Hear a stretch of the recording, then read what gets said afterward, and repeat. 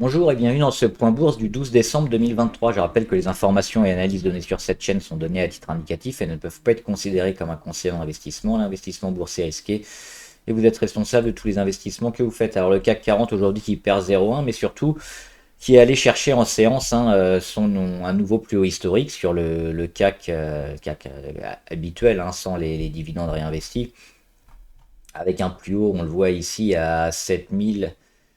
582, donc c'est un point de plus que l'ancien plus haut qui datait d'ici du mois d'avril 2023. Donc on est venu le toucher, on est venu faire ce plus haut, et puis après on a commencé à rendre un peu une petite correction initiée par quoi? Initiée par les chiffres de l'inflation aux États-Unis, avec notamment un léger rebond, c'est vraiment pas énorme, hein. On s'attendait à une stabilisation de l'IPC, l'indice des prix à la consommation qui mesure l'inflation, donc 0. On a eu plus 0,1 sur le mois. Sur l'année, on reste à 3,1 d'inflation en annuel, par rapport au même mois de l'année dernière. Donc rien de fondamental, sur ça, mais ça met un peu quand même une petite pression sur les marchés, parce que les marchés espèrent toujours avoir ce point de pivot notamment, c'est-à-dire ce moment où dans l'année 2024 on va commencer à baisser les taux, parce que ça va aider quand même les entreprises, notamment celles qui sont assez endettées. Et là, si on a une petite inflation résiduelle ou qu'on met encore un peu de temps à la dézinguer, bah, ça va repousser d'autant de mois le moment où les banques centrales vont baisser leurs taux. Alors demain, mercredi 13, on aura la réunion de la Fed, qui va annoncer sans surprise le maintien des taux à 5,50 aux États-Unis, donc pas d'augmentation. Mais ce qui va être intéressant, c'est le discours. Ça va être un peu quel avenir pour les taux, la politique monétaire, et quand est-ce qu'on va commencer à baisser. Est-ce que c'est premier trimestre? Est-ce que c'est premier semestre? Est-ce que c'est deuxième semestre 2024? C'est un peu ça qu'attendent toutes les valeurs et toutes les sociétés. Et le lendemain, donc jeudi, dans 2 jours, on aura la même chose avec la BCE, la Banque Centrale Européenne, qui elle aussi devrait faire une pause sur les taux et rester à 4,50. Alors on le voit, le CAC qui est venu chercher le plus haut. Ce sera, je pense, une zone qu'on va un peu tester quand même en résistance. Alors il faudra attendre surtout le discours qui va énormément influer, donc on fera certainement un point aussi sur les actions du CAC 40 après jeudi, parce que mercredi, jeudi, on va en savoir certainement un peu plus. Donc pour savoir si on continue le rallye de Noël au-dessus des 7006, ou alors si on temporise et on finit l'année entre les 7004 et les 7006. Sur le dos qui était... hop, il est où le dos? Ça, c'est celui d'hier, donc on n'avait pas beaucoup de changements, on était légèrement négatif tout à l'heure. Sur le dos qui a quand même initié un rebond impressionnant, donc lui aussi l'objectif ça va être peut-être d'aller chercher les plus hauts comme sur le CAC ici sur les 36 900. Ça va dépendre de la réunion et du discours de Jérôme Powell demain. Et enfin le Nasdaq qui fait plus 0,3, lui aussi il bouge pas énormément, donc c'est peut-être un épiphénomène ce plus 0,1. Alors, il y a pas mal de petites valeurs qui ont un peu baissé énormément. On le voit que sur le CAC et les grosses valeurs, c'est pas le cas. On va juste regarder le CAC 40 pour voir euh, que c'est très stable. En fait, on attend les réunions. Le plus haut, c'est plus 1,5. On a la moitié à peu près dans le vert. Et le plus bas, c'est -2. Mais c'est pareil, c'est des deltas, des différentiels qui sont vraiment très faibles. Donc on est en mode un peu attente. On va regarder quelques actions intéressantes sur lesquelles on peut éventuellement se placer. Alors, il y a Dada Nexus, alors elle est intéressante celle-là. Elle est au Nasdaq ici sur le graphe, c'est une valeur chinoise, donc c'est un peu un gros vendeur comme Alibaba ou Amazon. On a sur Dada Nexus ces dernières années beaucoup de pertes, au niveau fondamental. Donc chaque année on perd plus d'argent qu'on en gagne, mais cette dernière année les pertes sont vraiment réduites et on s'attend bientôt à passer peut-être dans le positif, dégager enfin un bénéfice. Euh, la société est un peu endettée, mais pas tant que ça. Donc pareil, l'année 2024 où on va avoir enfin des taux qui vont baisser, ça pourrait aussi lui être plutôt favorable. Graphiquement, qu'est-ce qu'on voit? L'explosion ici sur le support fin 2022.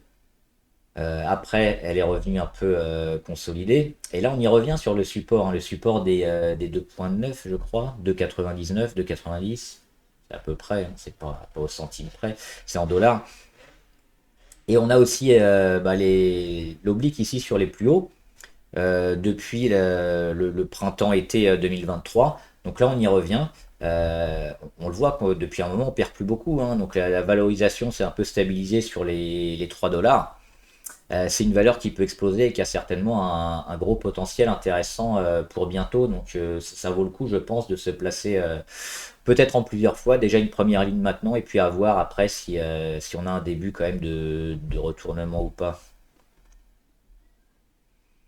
Eramet aussi, c'est une valeur qui est intéressante, hein. On le voit, un point d'impact, 2 points, 3 points. Là, on a le quatrième et le quatrième point d'impact énormément joué, hein, sur l'oblique. 1, 2, 3, 4, 5, 6, 7, 8, 8 fois. On est vraiment à chaque fois en embuscade prêt à venir la casser. Eramet, ça pourrait nous offrir aussi une belle sortie avec un gros chandelier et en explosion qui validerait une séquence haussière un peu plus forte. Donc à suivre et probablement aussi à acheter prochainement. Moi, je suis déjà dessus sur Eramet.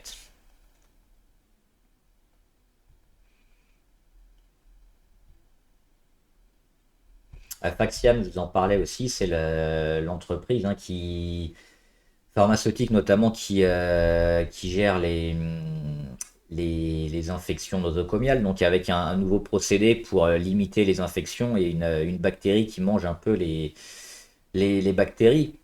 Donc c'est aussi un marché qui est énorme et qui est en train d'être développé avec des phases 2, des phases 3 qui sont validées. On le voit, hein, des gros chandeliers verts, un support qui est en train, une phase d'accumulation qui est en train de tenir, et peut-être enfin le retournement. On l'avait dit, c'est au-dessus des 4,9. Ça validerait certainement le retour. Là, on est venu mêcher dessus, mais ça fait un moment qu'on est pas loin, qu'on est en train d'accumuler, donc plutôt positif toujours. Ça devrait se concrétiser prochainement. Moi, pareil, je suis dessus sur les 4,67 pour plutôt 2024 aussi, le moyen terme, hein, mais on attend une grosse rentrée avec des volumes. Pour l'instant, ça y est pas, mais on a quand même ce support assez fort sur les 4 points.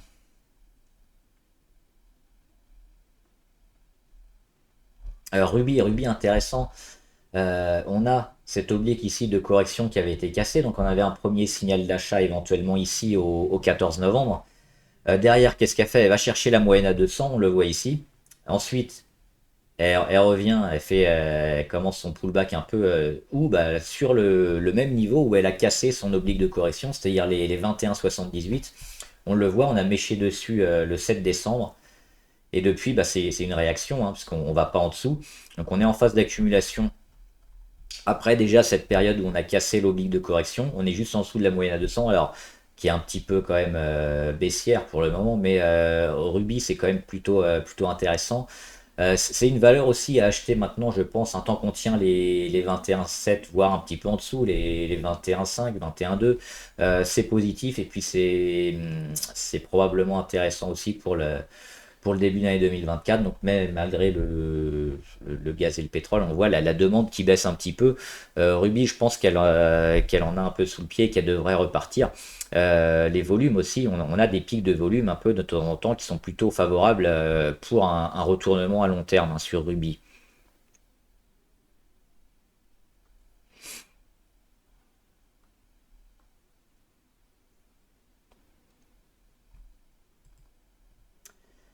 Il y avait aussi alors AMG Critical. Alors c'est dans les spéculatifs, donc attention, on a pareil cette grosse oblique de correction, hein, qui est enfin validée, donc on a stoppé la chute, on a rebondi à peu près sur un support ici, hein, sur les 21,7. On le voit ici, décembre 2020, juillet 2022, septembre 2022. Là, on le casse, mais on réagit rapidement au mois de novembre 2023. On s'en sert comme support, donc et avec des gros volumes, hein, toujours soutenu. Donc c'est peut-être aussi une action sur laquelle on peut se placer maintenant. Tant qu'on tient le support des 21, on peut jouer. Alors pour l'instant, c'est que du rebond technique, hein, parce que la tendance, elle est un peu dégradée quand même, elle est mauvaise, mais éventuellement un peu plus après. Donc toujours le support à surveiller, et puis une valeur qui a certainement des pourcentages aussi intéressants à avoir.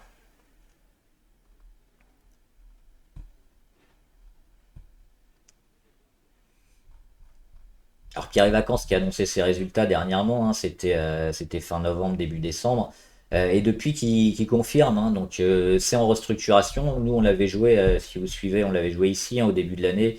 On était parti autour des 1 ou des 1, et puis on avait vendu sur les 1,8 et quelques, en gros.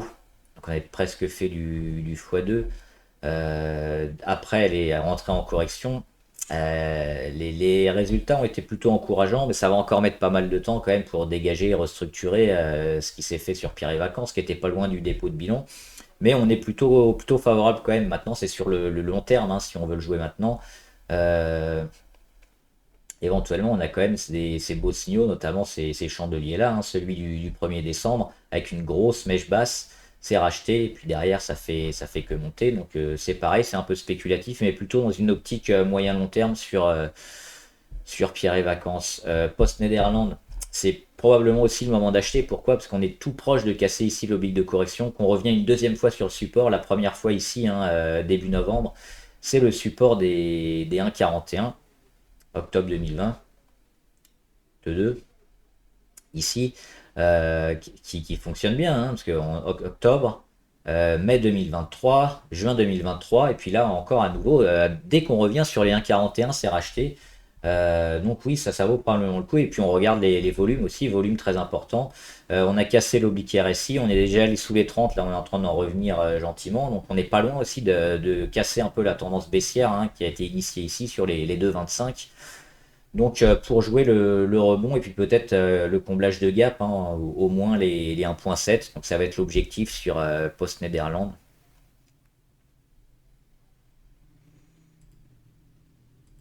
Et quelques valeurs abonnées. Alors ça, j'avais déjà fait. Compagnie des Alpes, c'est assez neutre. On a quand même un gros range, hein, en gros entre les 11-12 et les 15, où le titre évolue. On va plutôt s'intéresser à la dernière période ici, hein, la phase un peu de congestion avec les plus hauts ici de plus en plus bas, sur les 15,4, sur les 15,2, sur les 14,50. Donc c'est cette oblique là qu'il faudra casser, et puis l'oblique fixe ici sur les 14,24 aussi qu'il faudra réattaquer. Donc toute cette zone là, si on arrive à la casser par le haut, par ici, ça pourrait être intéressant, mais sinon plutôt racheter le support, hein, si on y revient. Ça reste assez neutre, hein, Compagnie des Alpes pour le moment.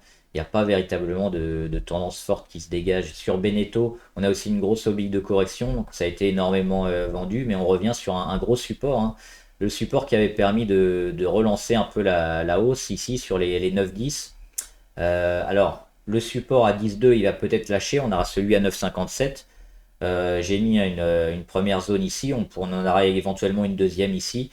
Et puis il faudra casser cette oblique là, et puis on pourra jouer enfin le rebond technique. Mais c'est pareil, c'est une valeur qui est quand même dégradée.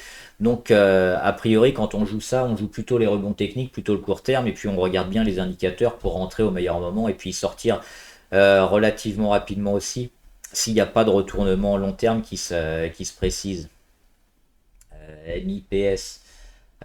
C'est pareil, on a une belle zone de support ici autour des 281. Alors là, je ne sais plus où je l'ai pris. Bah, c'est en Suède ici, donc les graphes sont identiques mais avec des niveaux différents si on la prend ailleurs. Mais en Suède, c'est sur les 281. Et donc pareil, une zone ici de congestion sur laquelle il faudra venir un peu s'appuyer sur l'oblique et enfin la casser pour peut-être enfin relancer une séquence haussière sur cette valeur. Pour l'instant, c'est pas le cas, c'est trop tôt, hein, c'est encore anticipé.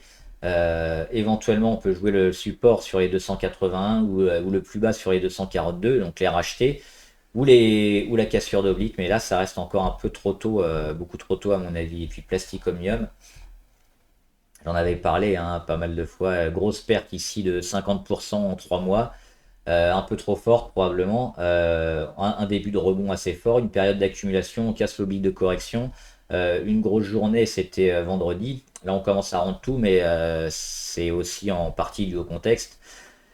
Et qu'est-ce qu'on va faire? Ben, on va suivre un peu l'oblique et puis après on va essayer d'accumuler au-dessus, s'affranchir de cet oblique, s'en écarter de plus en plus et lancer probablement un rebond technique dans un premier temps avant un peu mieux peut-être sur Plastic Omnium. Donc c'est ces zones-là, hein, entre les 11 et les 12 qui est probablement intéressante à acheter pour viser une zone au-dessus des 12,75, hein. C'est une zone qu'on va aller taper, chercher et viser au-dessus pour la première phase de rebond sur Plastic Omnium.